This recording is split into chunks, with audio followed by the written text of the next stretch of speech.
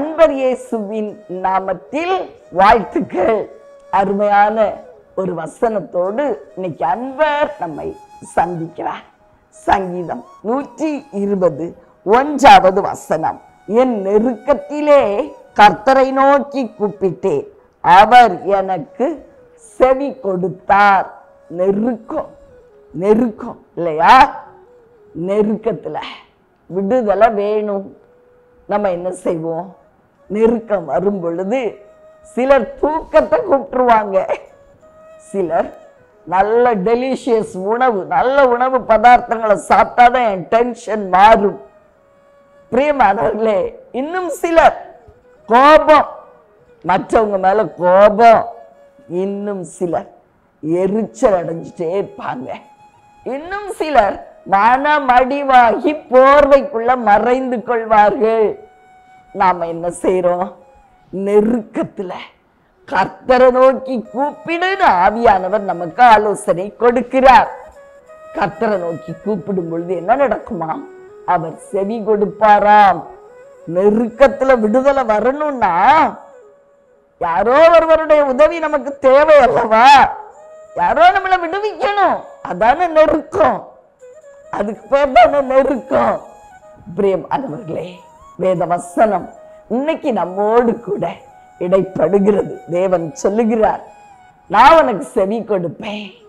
அதனால நெருக்கத்துல என்ன கூப்பிடு, நான் செவி கொடுத்து உனக்கு உதவி செய்து உன்னை தப்புவிச்சு உன்னை காப்பாத்தி உன்னை தூக்கி எடுத்து உனக்கு வெற்றியை கொடுத்துருவேன். நெருக்கம் என்ன மறுபடி எழும்ப விடாதோ அப்படின்னு கவலையோடு இருக்கீங்களா? இன்னைக்கு கர்த்தருடைய ஆவியானவர் சொல்லுகிறார், நெருக்கத்துல அவரை நோக்கி நீங்க கூப்பிடும் பொழுது அவர் உங்களுக்கு செவி கொடுப்பாராம். கடந்த நாட்கள்ல கூப்பிட்டீங்களா பிரியமானவர்களே? இன்னைக்கு ஒரு நற்செய்தி சொல்லுகிறார், நான் உனக்கு செவி கொடுத்துட்டேன், ஜெயத்தை கொடுத்துட்டேன், கவலைப்படாத அப்படின்னு சொல்றாரு. நாம் ஜெபிப்போமா பிரியமானவர்களே? அன்பின் பரலோக தகப்பனே, அருமையான எங்கள் நல்ல ரட்சகர், ஆவியான தெய்வம், நெருக்கத்துல நாங்க பலவிதமான காரியங்களை செய்து மனமடிவாகி விடுகிறோம் அப்பா. அண்ணா நெருக்கத்துல உங்களை நோக்கி கூப்பிட்டாங்க, பெரிய ஒரு ஆசீர்வாதத்தை பெற்றுக்கொண்டார்கள்.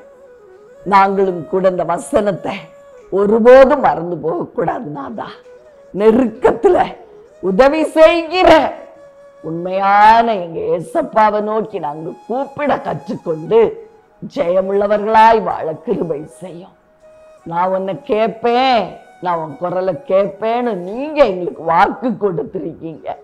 அந்த வார்த்தையை நாங்க நம்பி தொடர்ந்து சோர்ந்து போகாமல் எங்க நெருக்கத்துல உங்களை கூப்பிட்டு ஜெயிக்க கிருபை செய்யும்.